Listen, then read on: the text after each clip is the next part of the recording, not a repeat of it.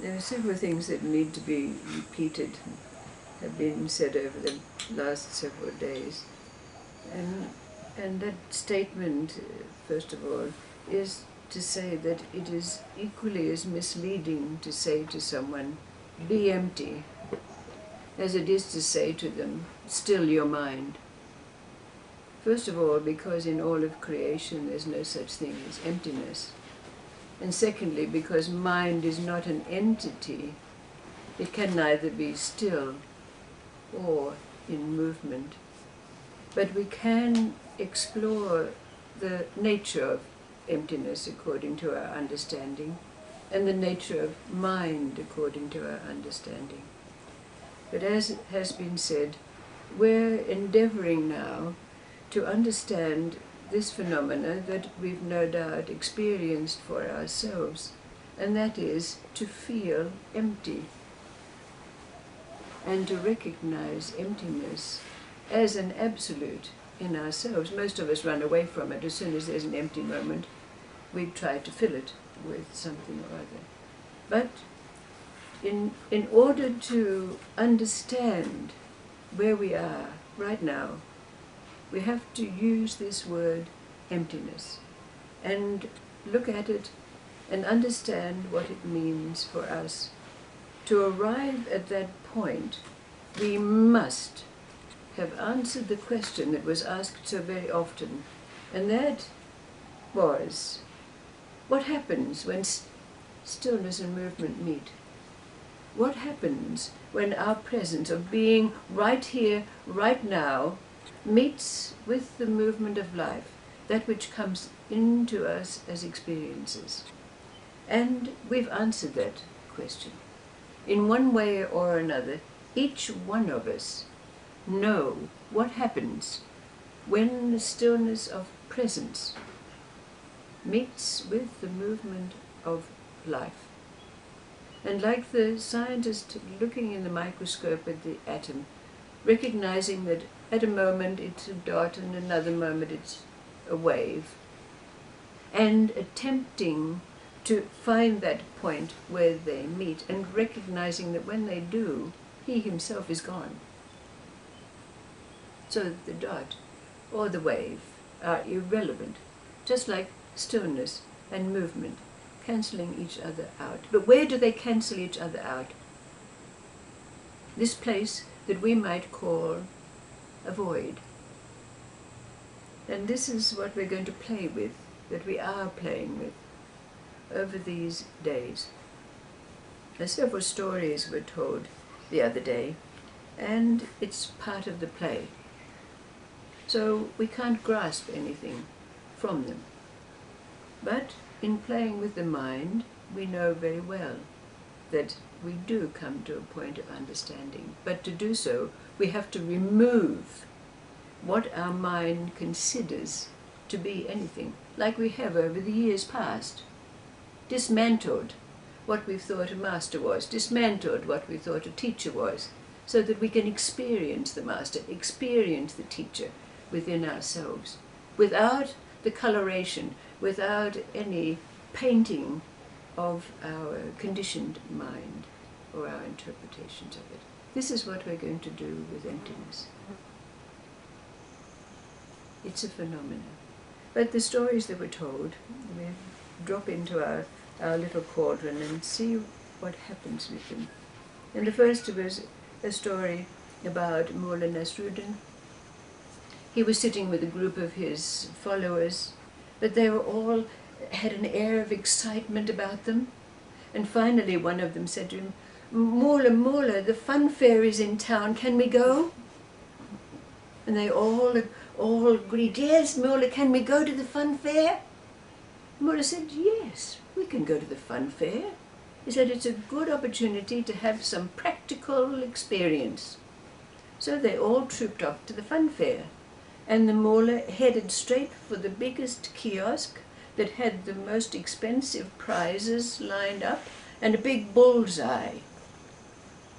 So Mullah marched up, he postured himself, went over to where the arrows lay, and he took up 3 arrows And then he stood and made these gestures, and finally he put an arrow in the bow and shot it. And it went way past the mark and fell down on the ground. Well, by this time, a lot of the townspeople had gathered around because, of course, the Mola was quite a personage in that town. And they all kind of tittered and thought, oh, you know, this is the Mola getting his comeuppance kind of thing. Mola turned around and said, "Silence!" That was a man who was full of bravado and self-confidence. You see what happened.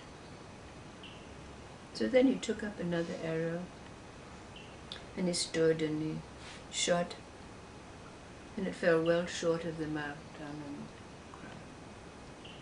He turned to the crowd that was standing there and he said, "You see, that was a man who was full of fear and self-doubt. You see what happened?" So then he kind of turned around and he looked at this crowd of people nonchalantly, and he viewed what was going on around the rest of the funfair, and then he just very casually turned around, put another arrow in the bow, and went straight into the bullseye.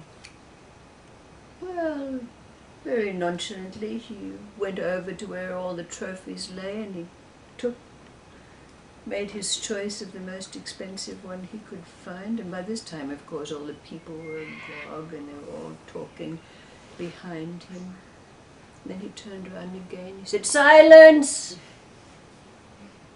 Let someone ask the question that you're all wanting to ask." So one yokel from the town stood up and said, "Mola, tell us, who was that third man?" And the Mola said, "Oh, why, that was me."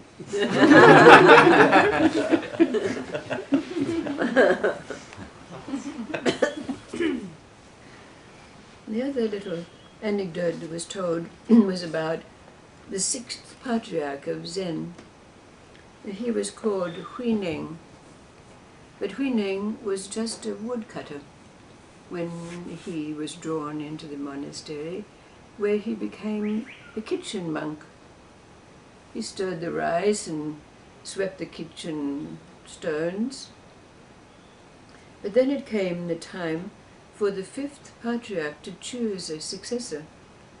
And so the fifth patriarch instructed the head monk to write a poem on the wall to indicate his level of understanding.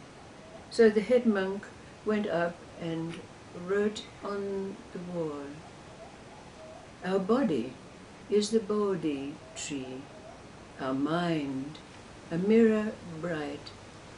We carefully shine it hour by hour to let no dust alight." Well, it so happened that Huineng came out of his kitchen and saw the writing on the wall and crossed it out. And he wrote in its place, "There is no Bodhi tree, nor stand of mirror bright. Since everything is emptiness, where can the dust alight?"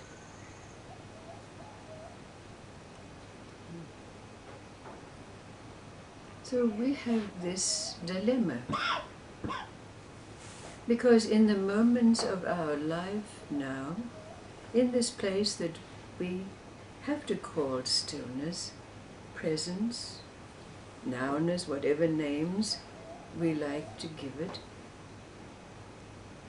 there's nothing there. If we look for a self, a center, there is no self. And yet there's the phenomena of life coming in, meeting people, and so we have the movement coming into this place. And so where does it fit? this non-beingness, no-selfness, and life which is presenting itself to us at every moment as a reality, filling our senses and our awareness. So, having reconciled stillness and movement, recognizing that they cancel each other out and leave us in this space of emptiness, how then do we explain, like these two stories, a Mawla who can say, oh, that was me, and the recognition that the phenomena of life is not real. And yet, here we are, in this space where this is emptiness and that's reality. This is something that we have to reconcile now. Can we do so with our mind? We can. We can. Because in the process that lies ahead of us, in being able to express it, explain it, we need to know and understand what it is. This is why we're endeavoring to look at emptiness. But as was said at the beginning, we have to remove from our consciousness what our interpretation of emptiness was before we can experience, like Hui Ning, true emptiness. That's our endeavor over these coming days. But, like the past, it contains the play, playing with the minds by means of these stories, which has been the modus operandi all along. You have a different way, but for the time being, it's the way of stories that is what is worked with. You have your way, and maybe out of this endeavor, you'll find your way, because there is a way.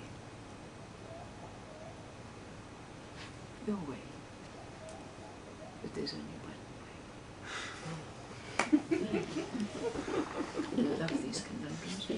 Yeah, of course. Because a conundrum is a conundrum, so you can really solve it. Yeah, that's the part.